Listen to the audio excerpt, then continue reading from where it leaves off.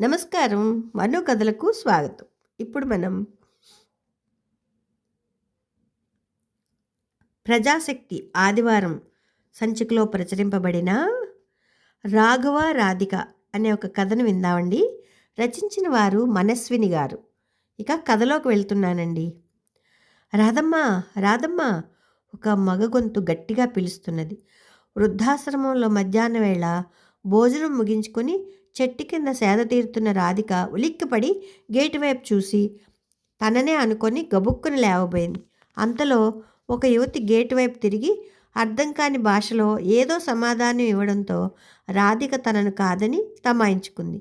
తన పేరు రాధిక అయినా తనను రాధమ్మ అని పిలిచే వ్యక్తులిద్దరే. ఒకరు తండ్రి రఘుపతి, మరొకరు బాల్యమిత్రుడు రాఘవ. తండ్రిని రాఘవాన్ని గుర్తు చేసిన ఆ యువతికి మనసులో కృతజ్ఞతలు చెప్పుకుంటూ తన గదిలోకి నడిచింది రాధిక. తాను ఉంటున్న వృద్ధాశ్రమం మొదట అనాథ ఆశ్రమం. చిన్నతనంలో రాఘవ ఈ అనాథాశ్రమంలో ఉండి పెరిగితే తాను చరమాంకంలో ఈ వృద్ధాశ్రమంలో చేరడం ఒక వైచిత్రి. అనుకున్నామని జరగవు అన్నీ, అనుకోలేదని ఆగవు కొన్ని. ఆత్రేయ గీతం గుర్తు చేసుకుంటూ గత స్మృతులలోకి జారిపోయింది రాఘవ. చింపిరి క్రాపు, బక్క పల్చని శరీరం. నాన్న దగ్గరికి వెళ్ళి గట్టిగా అడిగినా మాట్లాడడం లేదు. ఇంతలో హెడ్ మాస్టర్ అటుగా వెళ్తూ ఆగి, రఘుపతి, ఈ పిల్లవాడిని పక్క అనాథాశ్రమం వాళ్ళు చేర్చారు. ఈ పిల్లవాడికి ఊహ తెలియనప్పుడు ఎవరో గేటు దగ్గర వదిలేసి వెళ్ళారట. వాళ్లే సంరక్షణ చేస్తూ మన బడిలో ఈరోజే చేర్చారు. వాళ్ళు బక్కోడా అని పిలుస్తున్నారు. నీవే వాడికి ఏదో ఒక నామకరణం చెయ్యి అని చెప్పి వెళ్ళారు. ఆయన అటు వెళ్ళగానే పిల్లలు గొల్లున నవ్వారు. పాపం ఆ పిల్లవాడు సిగ్గుతో మరింత ముడుచుకుపోయి ఏడ్పు మొదలుపెట్టాడు. వెంటనే నాన్న వాడిని నక్కుని చేర్చుకుని వాడి తల నిమురుతూ, నీ పేరు ఎవరైనా అడిగితే రాఘవ అని చెప్పు అని ఓదార్చి అతనికి అలా నామకరణం చేశారు. అక్కడి నుంచి రాఘవకు నాన్న అంటే ప్రత్యేక అభిమానం ఏర్పడింది. నాన్నే రాఘవ చదువుకు కావాల్సిన పుస్తకాలు, బట్టలు కొని ఇచ్చేవారు. రాఘవ్ కూడా చదువులో, ఆటల్లో చాలా చురుగ్గా ఉండేవాడు. స్కూల్ టీచర్లందరూ రాఘవను ప్రత్యేక అభిమానంగా చూసేవారు. నాన్నకు ఆత్మీయ శిష్యుడు అవడంతో మా అనుబంధం కూడా బాగానే ఉండేది. ఇద్దరం పోటీపడి చదివేవాళ్ళం. నాన్న కూడా మా మధ్య పోటీని ప్రోత్సహించేవారు. రాఘవ్ అంటే బడిలో అందరికీ తలలో నాలుకయ్యాడు. కొంతమంది పిల్లలు రాఘవ ఎదుగుదలను చూసి ఓర్చుకోలేక అనాథ, బక్కోడు అని ఏడిపిస్తూ ఉండేవారు. మొదట్లో బాధపడ్డ నాన్న ఇచ్చే మనోధైర్యంతో జగమంత కుటుంబం నాది అని బదులిచ్చేవాడు. క్రమక్రమంగా పిల్లలు కూడా రాఘవతో ప్రేమగా ఉండడం మొదలుపెట్టారు. అప్పుడప్పుడు వాళ్ళు తెచ్చుకున్నది రాఘవకు పెట్టడం, పండగలకు వాళ్ళ ఇళ్లకు తీసుకువెళ్ళడం జరుగుతూ ఉండేది. పండగ వచ్చింది అంటే నాన్న ఇంటికి పిలిచి ఒక్క పూట అయినా మంచి భోజనం పెట్టి కొత్త బట్టలు కుట్టించేవాడు రాఘవకు. భవిష్యత్ విద్య అవసరాలను దృష్టిలో పెట్టుకొని హాస్టల్ వసతి, రిజర్వేషన్ ఉండేలా కులాన్ని నమోదు చేయించారు స్కూల్ టీచర్లు అందరూ కలిసి. ఆ కులముద్ర కూడా పసిమనసును గాయపరిచేది. రాఘవ మనసు చిన్నబుచ్చుకున్న మరుక్షణం నాన్న ప్రత్యక్షం అవుతాడు. నాన్న ప్రతి విషయాన్ని అర్థమయ్యేలా వివరించేవారు. ధైర్యాన్ని నూరిపోసేవారు.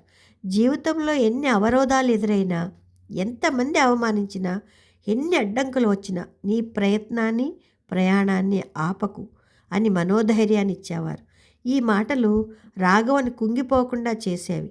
ఈ మాటలు ఒక రకంగా నా జీవితాన్ని కూడా ప్రభావితం చేశాయి.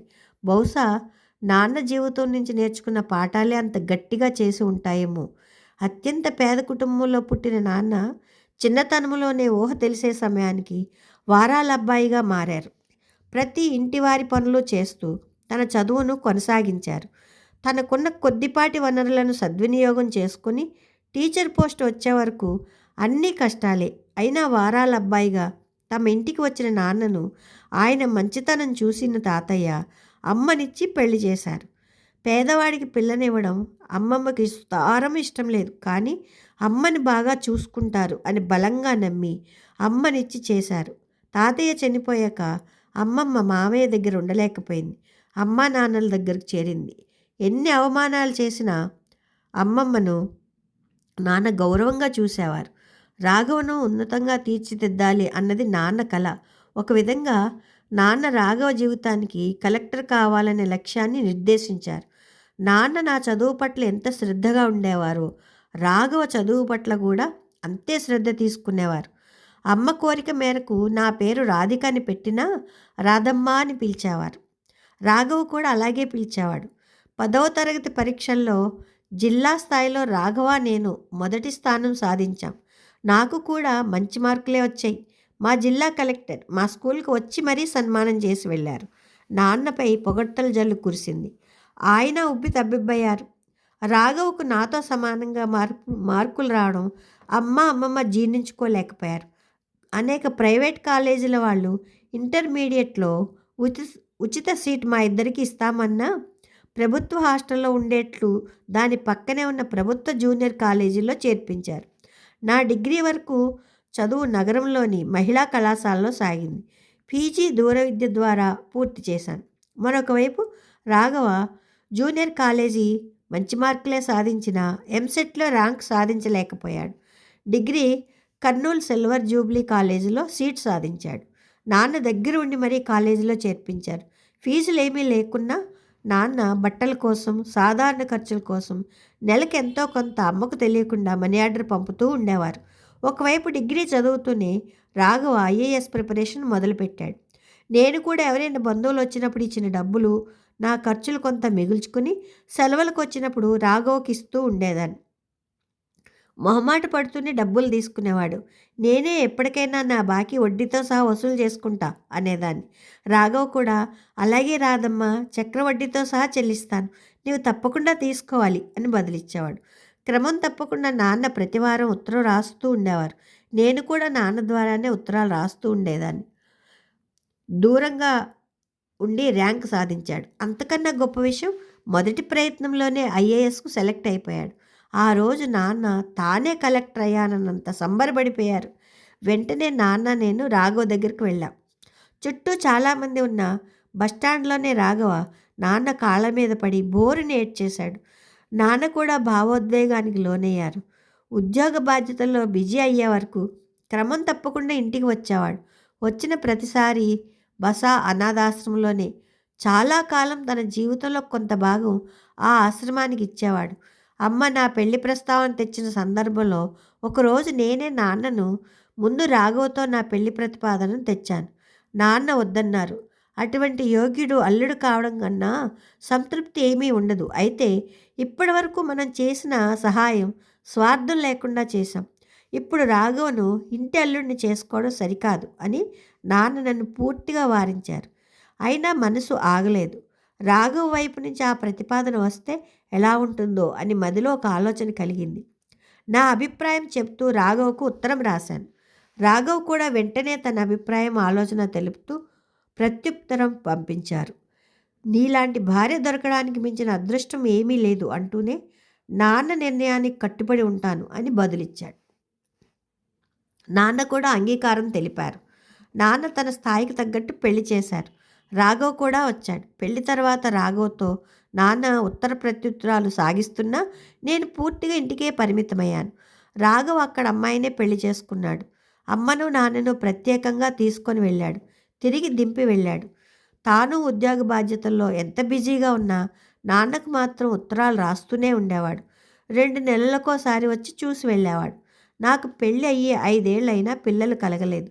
ఇంట్లో పిల్లల కోసం అత్తగారి సూటీ పోటీ మాటలు, వేధింపులు అధికమయ్యాయి. అమ్మ నన్ను హాస్పిటల్కి తీసుకెళ్ళింది. అన్ని టెస్టులు చేయించి లోపం లేదని నిర్ధారించింది. ప్రసాద్ టెస్టులకు నిరాకరించాడు. వాళ్ళమ్మ రెండో పెళ్లి ప్రతిపాదనకు సరే అనడంతో నేను అనివార్యంగా ఆ ఇంటి నుంచి బయటకు వచ్చేశాను. పలుమార్లు చర్చలు జరిగినా నా మనసు అతనితో ఉండడానికి అంగీకరించలేదు. అమ్మ నా నిర్ణయాన్ని వ్యతిరేకించినా నాన్న నా వైపు గట్టిగా నిలిచారు. విడాకులు తీసుకున్నాక మళ్ళీ పెళ్లి చేయాలని అమ్మా నాన్నలు అనుకున్నారు. ఎందుకో నా మనసు అంగీకరించలేదు. అమ్మ అనారోగ్యం పాలైంది. నాన్న రిటైర్మెంటు కన్నా ముందే వెళ్ళిపోయింది. నాన్న రిటైర్మెంట్ డబ్బులు నా పేరు మీద డిపాజిట్ చేశారు. ఆయన అనారోగ్య సమస్యలతో కొన్ని నెలలకు వెళ్ళిపోయారు. ఆయన పెన్షన్ నా జీవనాధారమైంది. ఎవరి వద్ద ఆశ్రయం తీసుకోవడానికి మనసు అంగీకరించలేదు. నా పేరు మీద ఉన్న మొత్తాన్ని వృద్ధాశ్రమానికి ఇచ్చాను. నేను అక్కడే సేద తీరుతూ ఉన్నాను. గతకాలం స్మృతులతో కళ్ళ వెంట నీళ్లు కారుతూ ఉన్నాయి. ఇంతలో గది ముందు ఏదో అలికిడైతే టక్కున కళ్ళు తుడుచుకుని వర్తమానంలోకి వచ్చింది రాధిక. ఇంతకుముందు గేటు దగ్గర కనిపించిన యువతి ఏదో సైగ చేస్తూ అడుగుతున్నది. బహుశా లోపలికి రావడానికి అనుమతి ఏమో. రమ్మని సైగ చేసింది రాధిక. మీరు రాధికనా అని ఇంగ్లీషులో అడుగుతున్నది. అవునన్నట్లు రాధిక తల ఊపింది. ఆ యువతి టక్కున కాళ్ళ మీద పడి బోరున ఏడవడం మొదలుపెట్టింది. రాధికకు ఆ హఠాత్ పరిణామంతో ఏమీ అర్థం కాలేదు. ఆ అమ్మాయిని 2 చేతులతో పైకి లేపింది. ఆమె గట్టిగా వాటేసుకుని ఎక్కి వెక్కి ఏడవడం మొదలుపెట్టింది. రాధిక తేరుకొని తన కొంగుతో ఆ యువతి కళ్ళు తుడిచి తన పక్కన కూర్చోబెట్టుకున్నది. మెల్లగా తల నిమురుతూ ఆ యువతిని స్థిమితపరిచింది. ఆ యువతి తన గురించి చెప్పడం మొదలుపెట్టింది. నా పేరు రాధిక, రాఘవ కూతుర్ని. ఆ మాట నోటి నుంచి రావడంతోటే అమాంతం ఆ యువతిని గట్టిగా వాటేసుకుని భావోద్వేగానికి లోనైంది రాధిక.